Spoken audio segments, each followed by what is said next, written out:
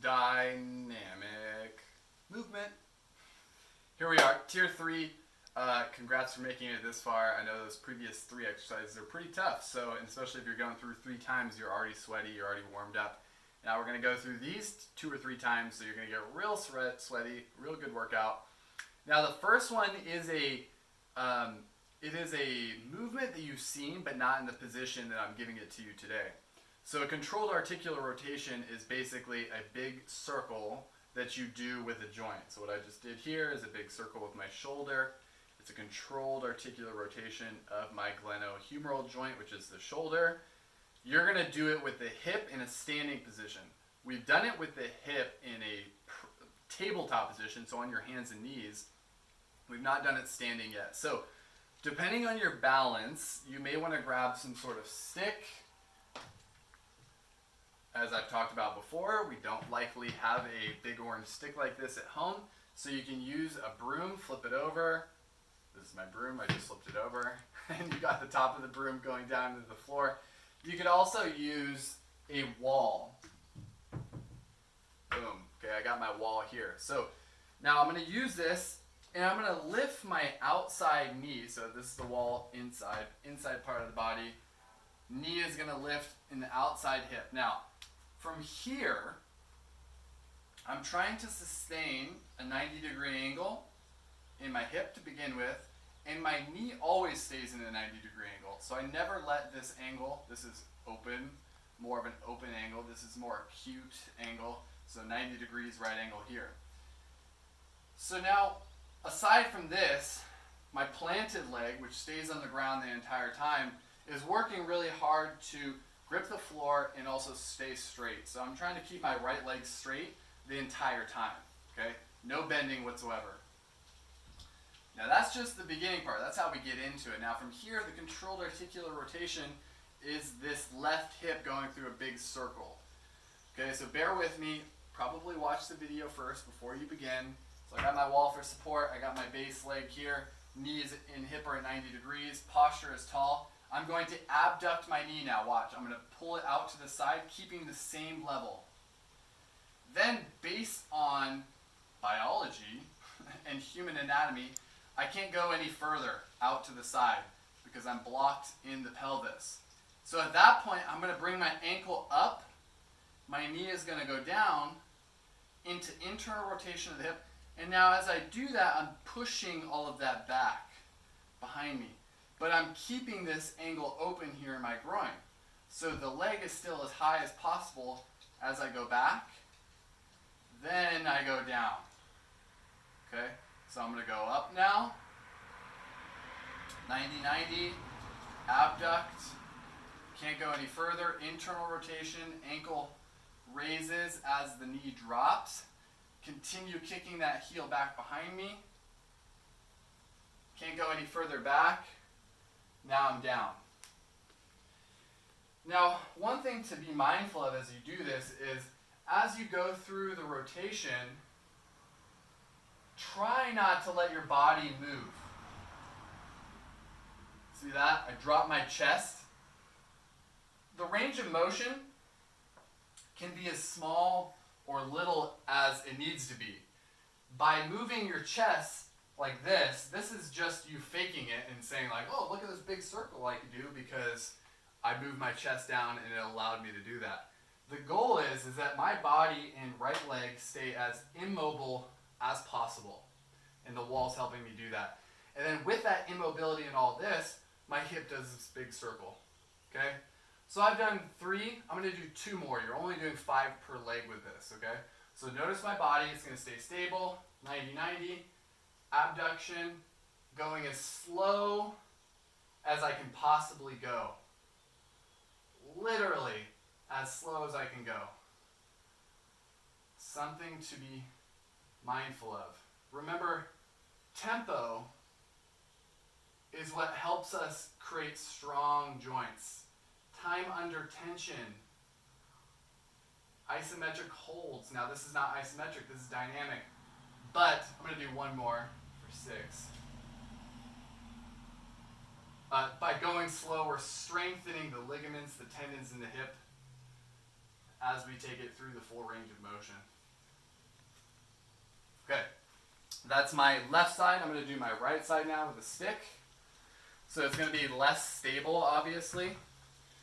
So I'll hold the stick, and if you're holding a broom, hold it out in front of you so you can actually see the stick or broom moving. If it's moving like this, then you know that you're leaning, you're twisting, unlike the wall. So I'm going to do 6 with my right leg now. When you do this on your own, if you're working really hard, you really don't need to do more than 5. Okay? If you want to do more than 5, great, that's fine, but I really don't think you need to. Okay? Especially, as I said, if you're doing it stably and working quite hard in the range of motion. So right leg, 90-90 first, abduct, my right hip's not nice like my left, that's as far as I could abduct. Now my ankle goes up, my knee goes down, internal rotation of the hip, drive back, kicking my heel back behind me as much as I can, then go down. Back around again.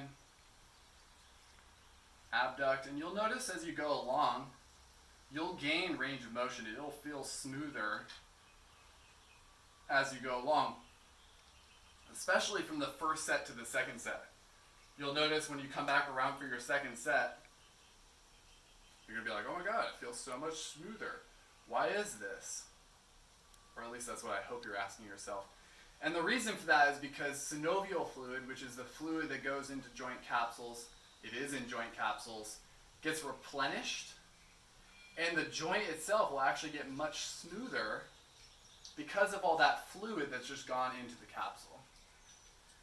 So you are quite literally lubing up a joint, making it healthier inside the joint, along with all of the strengthening of all the soft tissue around, muscle, tendons, and ligaments.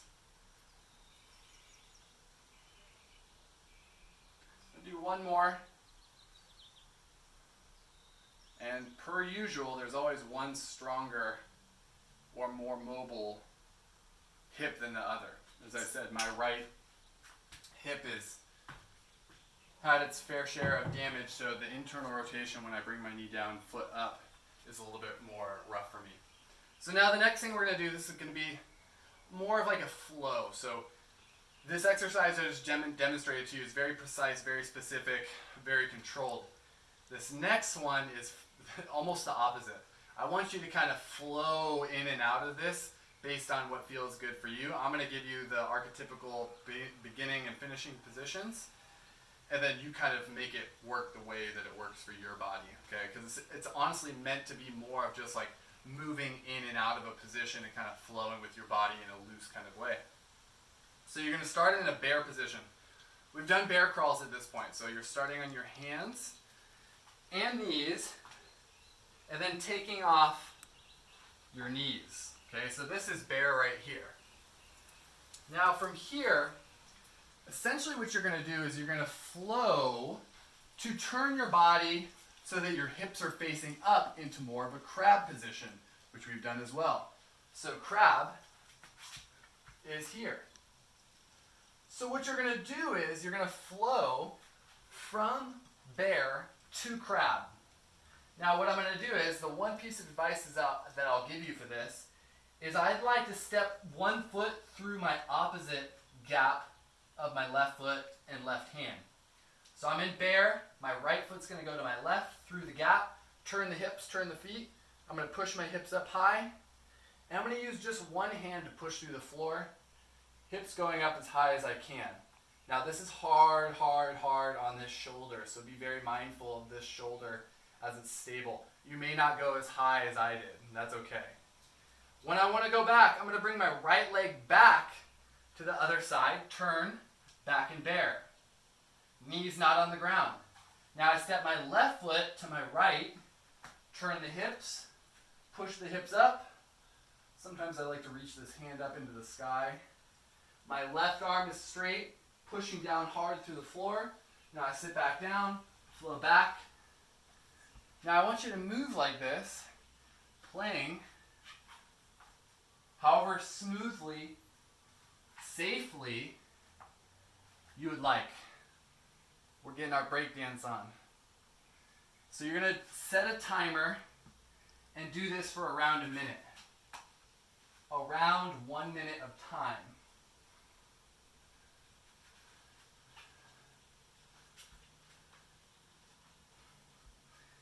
Because it's super dynamic, it's going to get very aerobic as well. So make sure you're breathing.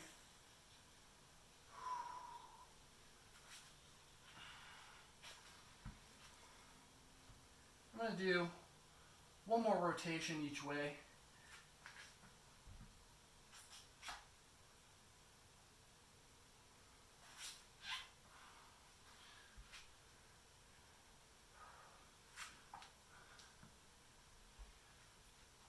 Bang, bang. Okay, so now that was 1 minute or so. If you end up needing to put your knees down in the middle of that timer or doing less time, of course, go ahead and do so. Whatever works out for you. Okay?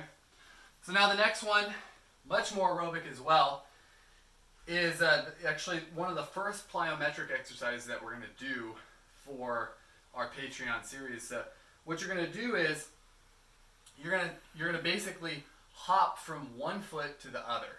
Okay? Laterally. We've talked a little bit in how working in the lateral plane of motion works a side of our body that is not typically being worked, which is our frontal plane, the sides of our body. We talked about IT band earlier, right? We rolled the outside of our thigh to release it, lengthen it, so that it then adds to our stability. This exercise right here is exactly what I'm talking about in that stability. So I'm going to choose one foot to balance on.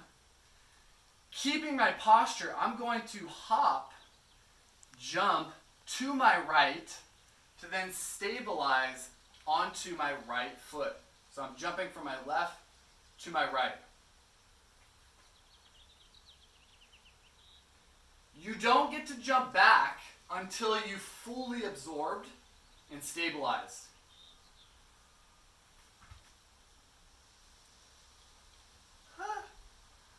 Now, don't go too far if something like that is going to throw you over, right? So maybe it's just this. Look at my knee, look at my foot and ankle. Working to stabilize. Boom. The point is you're going sideways. So it doesn't need to be a big hop. As I drive to my left hip, IT band, are stabilizing my left knee and leg. So that's how the IT band plays a role, especially in the hopping here, to stabilize my lateral momentum. And the reason why things like this are important is like when we're walking about, especially as you get older, you know, we all trip as humans, right? Maybe see this little ledge right here in my garage. I'm going to step towards my washer and dryer because I love doing laundry. And I take my step, but I clip my foot. And then as I trip, I'm going to catch in this lateral direction because I'm not paying attention. I trip, boom, got to catch myself. In the real world, if you don't train the frontal plane or a lateral jumping or catching or stepping, then you're much more at risk for a knee injury, ankle injury, hip injury, and then cracking your head open because you fell over. And then you're done. So with this lateral one, again, set a timer for at least 1 minute and just practice. For the first set, don't go very far in your jumps. For the second set, practice going further. And if you're doing a third, obviously practice going even further. But only for about a minute, okay? So also choose, don't go too slow that you're not getting a fair amount of reps within that minute. Okay, but work on the stability there. That is tier 3. This is May 1st.